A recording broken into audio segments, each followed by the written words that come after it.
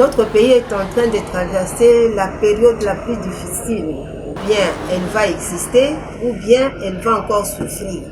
Nous sommes pendant la période préélectorale. Il y a des candidatures qui sont arrivées à la présidence de la République. Selon moi, en tant que servant de Dieu, puisque moi je suis prophétesse sur l'élévation de la nation par l'action du Saint-Esprit dans le travail de l'homme. Je travaille sur ça. Selon la sagesse de Dieu, je dirais ceci: nous devons garder le cap. Pourquoi? Parce qu'en cette période, nous avons beaucoup d'ennemis. Et les ennemis sont déjà préparés en fonction des élections que nous allons organiser. Alors qu'au même moment, nous sommes en train de gagner les victoires à l'est de notre nation. Nous sommes vraiment presque à la réussite de la récupération de notre parti qui est entre les mains de l'ennemi. Alors moi je dirais ceci: gardons le cap. Gardons le cap, c'est la sagesse de Dieu. Parce qu'Israël, pour gagner, pour prendre Jéricho, Israël n'a pas utilisé les armes. Israël a utilisé la louange de la part de Dieu. Ils ont loué Dieu, ils ont tourné, ils ont fait des tours. C'est ainsi que le mur de Jéricho est tombé. Nous aussi, nous sommes arrivés à cette période. Selon la sagesse de Dieu, nous devons garder le cap pour confondre l'ennemi de la RDC.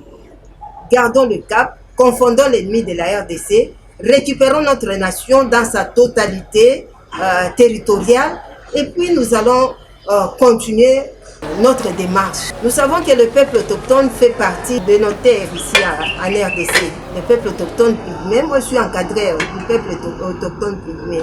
Alors je dirais ceci: il y a le cahier, le programme des potentiels candidats. Je leur dirais ceci, qu'ils n'oublient pas d'intégrer le peuple autochtone dans leur cahier de charges, puisque ce sont les protecteurs de cette terre. En plus de ça, je dirais aussi que pourquoi pas organiser une rencontre avec le peuple autochtone en ce moment ici. Là, je pourrais demander au chef de l'État de rencontrer puis échanger avec le peuple autochtone. Ce sont les gens qui ont gardé nos terres ici pendant plusieurs années. Donc il doit échanger, écouter aussi la sagesse du peuple autochtone de la RDC, le peuple autochtone pygmée. Moi je parle des peuples autochtones pygmées parce que je les encadre. En tout cas, gardons le cap pour confondre l'ennemi, ça sera notre victoire. La VENACEP, en tant que vision de l'élévation de la nation par l'action du Saint-Esprit, nous sommes une école de start-up. Nous nous intéressons beaucoup à la jeunesse.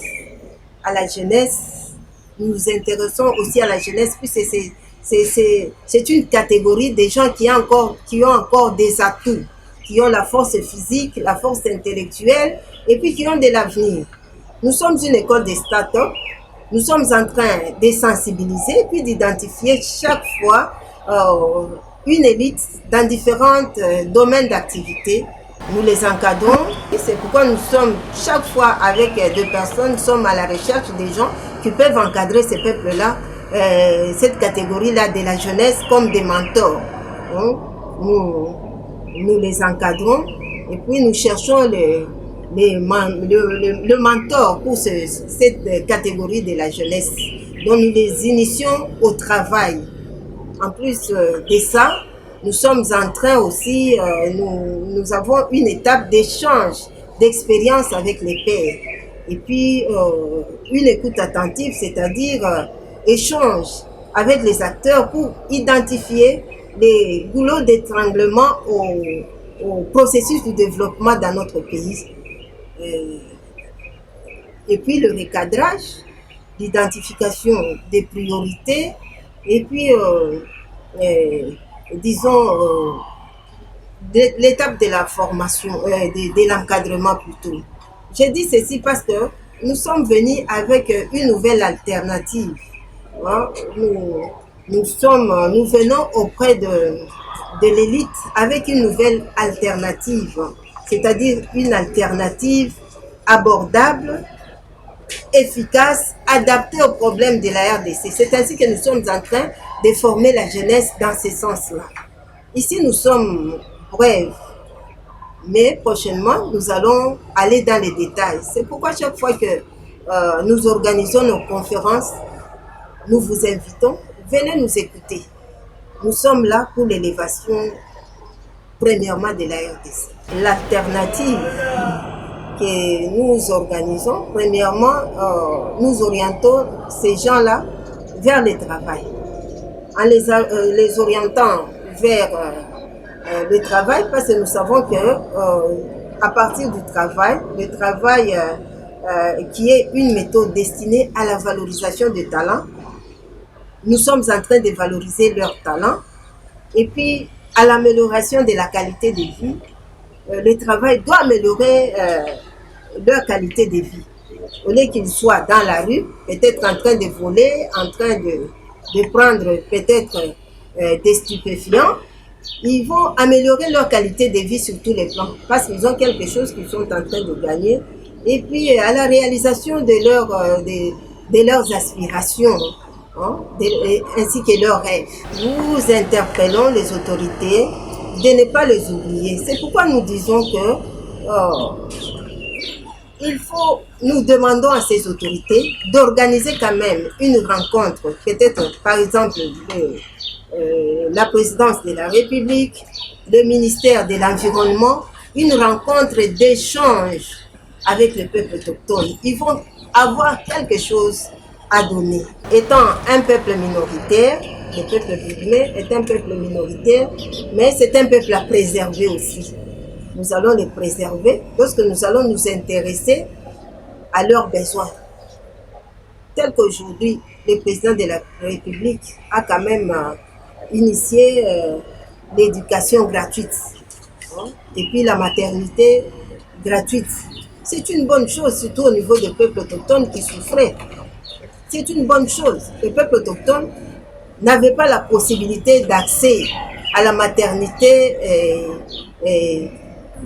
vraiment normale. C'était une difficulté pour le peuple autochtone.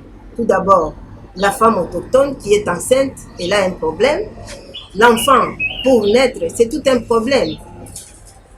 En tout cas, c'est une très bonne résolution de la part du président de la République, ce que je dirais. Nous, les ONG, nous travaillons souvent gratuitement. Et c'est ce que nous faisons, c'est souvent gratuit, hein, ce que nous faisons. Ils doivent s'intéresser à nous. Puisque nous sommes en train de travailler sans intérêt. C'est toujours pour le développement de la nation.